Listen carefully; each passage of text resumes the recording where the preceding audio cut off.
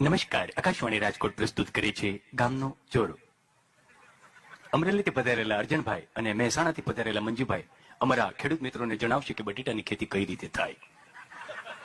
અર્જણ દાદા એવા તેની અગાઉ સોવણી પહેરી લીધી હોય.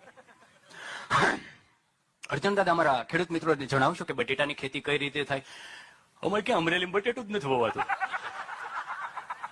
તમને હાવ ખોટી માહિતી છે ભાઈ. અમરેલીમાં બટેટું જ હોતું. આમ સરોતર બાજુ મહેસાણા બાજુ પૂછો ત્યાં બટેટા ધામ હોય.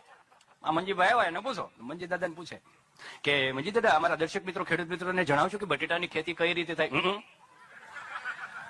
ભાઈ બટેટાની ખેતી કરવા માટે સૌપ્રથમ તમારે બટેટા લેવા પડે ભાઈ. બિયારણ તો જોઈએ ને. એને કચુંબર કરીને બોલમાં ઘાલીને વાળીએ જવાનું. વાળીએ જઈને 2 ટેકુંડો ખોડો ગાળવાનો. ખોબો એક તમારે કચુંબર હાલવાની અને એક ખોબો ઘેટા બકરા લીંડી હાલવાની. માથે ઢોકીને થોડુંક પાણી હાલ દેવાનું. 2-4 દિવસ વાટ જોવી પડે ભાઈ. કારણ કે કચુંબર અને બકરા લીંડી નક્કી કરતા હોય ને કે આપણે ઉજરી જવું ગુજરી જવું.